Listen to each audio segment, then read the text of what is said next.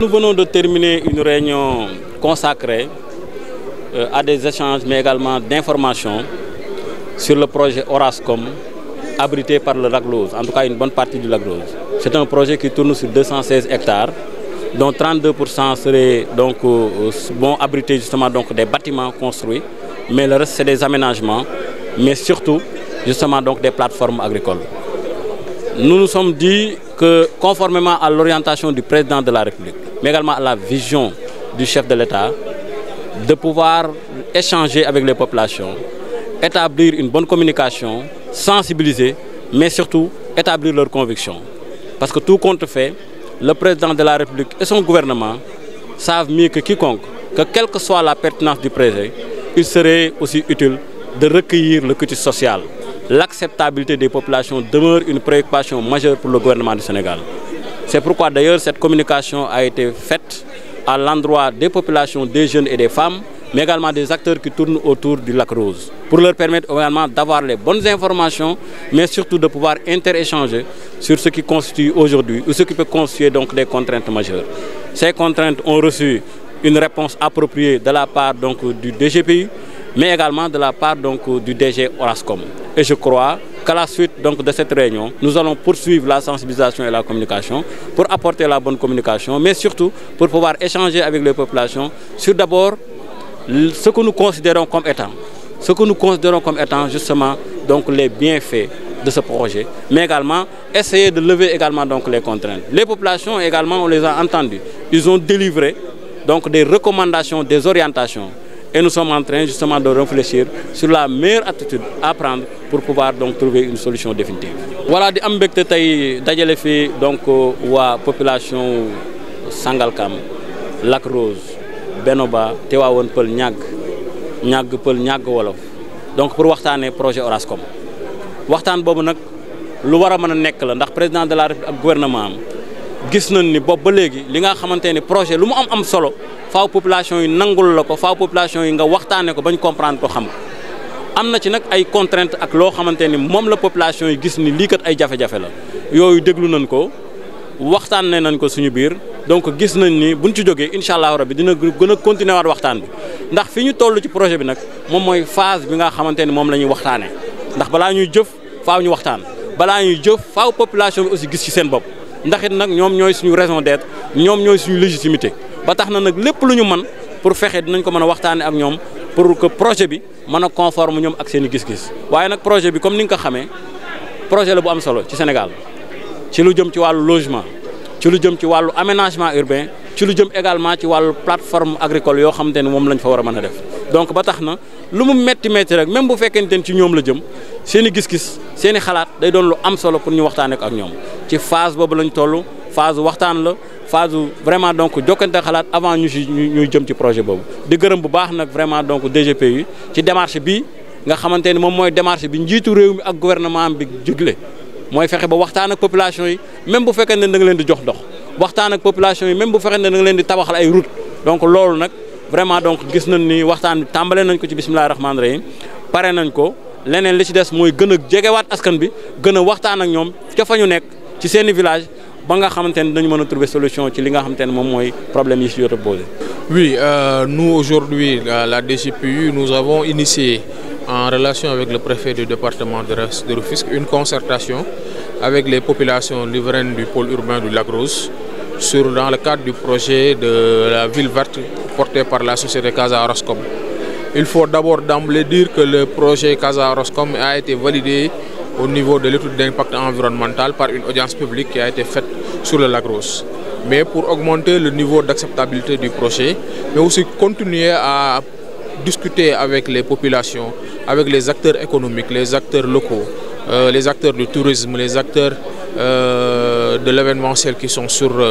le pôle du Lac Rose, nous avons initié cette série de rencontres. Aujourd'hui, c'est la première rencontre. Nous allons faire d'autres séries de rencontres au niveau des villages, au niveau en relation avec les hôteliers, pour que le projet puisse embarquer un grand maximum les activités économiques déjà existantes sur le lac Rose. Ce projet-là est un projet créateur d'emplois, ce n'est pas un créateur destructeur d'emplois. Aujourd'hui, nous pensons que le fil du dialogue n'a jamais été rompu avec les populations et qu'aujourd'hui, de plus en plus, les populations acceptent le projet. Et ceux-là qui avaient aujourd'hui des remarques et avaient perçu certaines menaces sont dans une période où ils sont en train d'être beaucoup plus rassurés par rapport à ces menaces-là. Et nous allons travailler avec le promoteur pour embarquer un grand maximum les activités économiques déjà existantes sur le projet. Vous avez souligné tantôt que vous allez continuer le dialogue, les échanges avec des comités village par village. Est-ce que vous pouvez répondre? Oui, ce que nous allons faire, c'est que nous allons mettre en place des comités, un comité de gouvernance et un comité de citoyens sur le projet qui vont travailler avec les villageois pour aller village par village, tenir des rencontres, des audiences publiques pour recueillir les préoccupations des villages et voir comment les greffer au projet en termes de responsabilité sociétale d'entreprise, mais aussi pour capter toute cette main-d'œuvre-là qui sera la main-d'œuvre locale, mais aussi les opportunités d'emploi que va créer ce projet-là de ville nouvelle. Mais le dialogue ne sera pas rompu, il n'a pas jamais été rompu. Aujourd'hui, nous avons eu les représentations des villages, les jeunes, les associations professionnelles, les femmes, et nous allons continuer dans ce siège. Waaw ñun délégation générale à la promotion des pôles urbains de Diamniadio Lac Rose tey dañoo woote woon waxtaan bi préfet moo ñu ko jàppandil ñu waxtaan ak population yi nga xamante ne ñoo nekk autour du Lac Rose si projet bi nga xam ne duñ porté nañ ko DGPU en relation avec un partenaire privé bi tudd Casa Orascom. Projet bu important la bu intéressant la projet d'investissement privé la de presque 400 milliards sur 5 ans war a andi 18 000 logements et la création de beaucoup d'emplois si zone boobu. ñu ne comme looy def pour population yi da ngay continuer waxtaan wi tàmbali woon nañ ba ñu am audience publique bu validé woon l'étude d'impact environnemental mais nañu continuer di waxtaan ak population yi waxtaanoon nañ déjà DGPU ak chef de village yi tey waxtaan bi gën na yaatu ak chef de village yi ak association jeunes yi ak association professionnelle yi dañuy continuer loolu dem gën a yaatal waxtaan bi dem ba waxtaan bi ñu yóbbu ko ci village yi ñu waxtaan ak villageois yi ba xam ne njëriñ bi nga xamante ne projet bi mën na ko am njëriñ yooyu villageois yi mën ko jël mu nga xamante ne amal njëriñ village yi beneen bi aussi mbëbët yi nga xamante ne am nañ ko ñu jël ko tey ñu dugal ko ñun dans notre programme au niveau de la DGPU dans notre plan pour jox population yi seen ak seen yelleef yi nga xamante ne moom la ñuy laaj. waaw comme dañ ne waxtaan bi dañoo bëggoon du def ko village par village moo tax ne dañuy créer ay comité ay un comité citoyen un comité de veille un comité boo xamante ne mooy gérer gouvernance projet bi. comité yooyu ñu ànd ak ñoom dem ci village yi waxtaan ak population yi xam nañ ne population yi d'accord nañ ci projet bi loolu moo fi gën a génne en majorité mais war a continuer gën a waxtaan bu ko defee li nga xamante ne am na ay inquiétudes yu am ci ñenn nit ñi ñu mën ko lever très rapidement mën a commencer projet bi rapidement mu amal njëriñ population yi.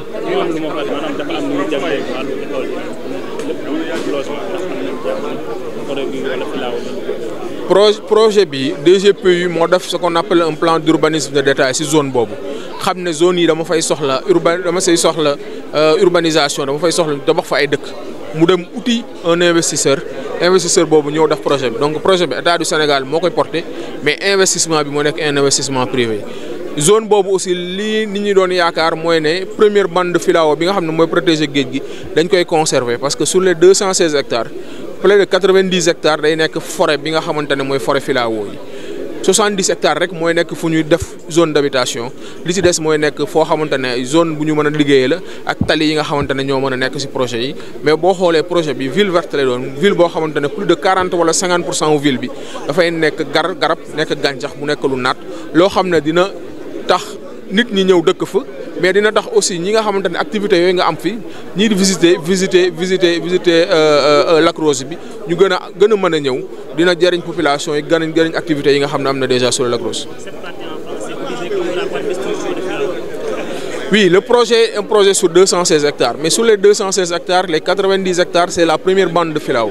Elle sera préservée à 100%. Il n'y aura pas de destruction de cette bande de filao là. Le projet est un projet de ville verte. L'ensemble de l'assiette de la ville sera à plus de 50% vert. Donc c'est un projet ville verte qui est déjà validé au niveau environnemental et aujourd'hui c'était le lieu pour nous de rassurer les populations par rapport à ces mesures environnementales-là et les autres mesures environnementales de sauvegarde du lac Rose qui vont accompagner le projet.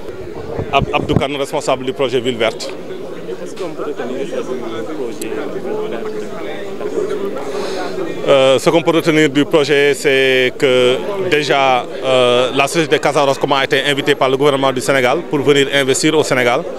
et avec un cahier de charge précis. Et le cahier de charge concerne la zone du lac Rose où le gouvernement veut créer une ville qui s'appelle Ville Verte avec 18 000 logements. Environ 60 000 à 100 000 habitants vont habiter dans cette ville. C'est une ville qui est construite pour être durable dans le respect de l'environnement et du site écotouristique du lac Rose. Le coût du projet, à titre estimatif, aujourd'hui, c'est 440 milliards de francs CFA.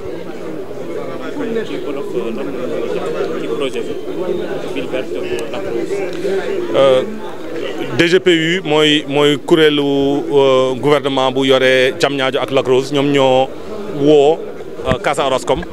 pour mu ñëw Sénégal investir Sénégal créer benn dëkkuwaay bu tudd Ville Verte dëkkuwaay boobu dañ ko defar pour mu respecter environnement respecter site écotouristique Lac Rose moo ngi créer 18 000 donc fukki juróom ak ñett junni ci ay logement bu nekkee ci habitants ñu fay dëkk dina nekk entre 60 000 ba 100 000 habitants. coût bi ay 440 milliards de francs CFA lay nekk. muy fu mu ne nii DGPU moom moo ñuy jox pour ñu doog a démarrer ci fu ñu nekk mooy def nañ audience publique donc loolu moo nekkoon lu mu tënk loo xam ne mënul woon ñàkk parce que yoonu Sénégal charte Sénégal moom moo ko laaj donc def nañ audience publique loolu ci koor gi lañ ko def fu mu ne nii ñoo ngi continuer di concerter wu ak population yi pour vraiment s'assurer que préoccupations population yëpp sont prises en compte donc DGPU dès que mu joxe le go dinañ mën a commencer le projet. Moi, je suis docteur Wade, je suis hôtelier, j'habite à Niag.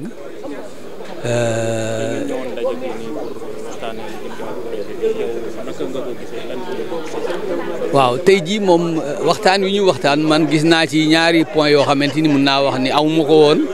keroog bi ñu defee première rencontre bi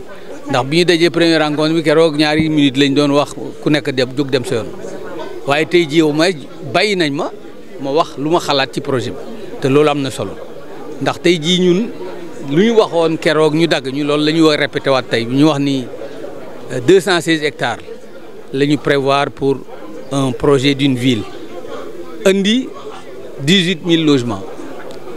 154 000 personnes même 180 000 personnes la ñu indi entre le lac Rose et la mer loolu suñu ko defee lu ñu wax mooy dinañu yàq filao bi. dinañu yàq dune yi dinañu impacter aussi nappe phréatique bi nga xamante ni moom mooy alimenter lac bi moo tax lac bi du continuer di am ndox loolu yëpp nag projet bi dina créer problème yooyu nag tax na ñun ñu pour proposer toujours que cœuru Lac Rose ñu déplacer projet bi un peu plus haut pour que vraiment le cœur de Lac Rose ñu bàyyi ko pour que vraiment lac bi nekk un poumon rose comme ni mu mel. tourisme bi jëm kanam ba xamante ni vraiment dañuy wax Lac Rose comme ni mu nekk tey jii deuxième attraction touristique de la commune de Dakar du département de Dakar continuer waaye tey jii li ma gis ci projet bi su taxawee 150 000 personnes yu ñu taxaw wala 200 000 personnes entre Lac Rose ak géej loolu c'est incompatible à l'instant où je parle avec un projet touristique au sens vrai du terme que nous attendons. Non du xam nga yëf yi du yey xam nga lan moo am solo dañuy wax ni tey jii place bi ñu wax ni moom la ñu utiliser déjà 90% yi ñun jëmbat nañu koy filao ñun ñii ñoo ko jëmbat 2006 2007 man mii ci ñi ko doon jëmbat ci la bokk 2006 2007 90% de terre boobu yëpp man jëndoon naa ko filao waa léegi nag nan nga may wax ni da ngay créer ville boo xamante ni foofu déjà filao la te nga ni filao yi doo ko fa jëlee. xam nga vraiment nit ñi nag ku nekk nag mën nga am sa xalaat waaye nag man de gëw ma ni projet bi ak tourisme bi ñu bëgg mën naa ànd ak projet Orascom bi l'État Sénégal nag c'est l'État Sénégal il peut décider par force de construire sa ville waaye bu boobaa aussi mu gis ni vraiment il nous a trahis nous on veut que le Lac Rose reste le Lac Rose soit un centre un pôle touristique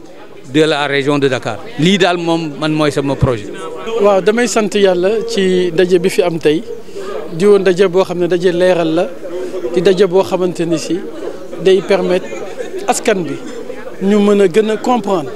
projet bi nga xam ne moom la état bi am fii ci Lac Rose muy la nouvelle ville verte. projet la boo xam ne wax dëgg neex yàlla maire bu nekk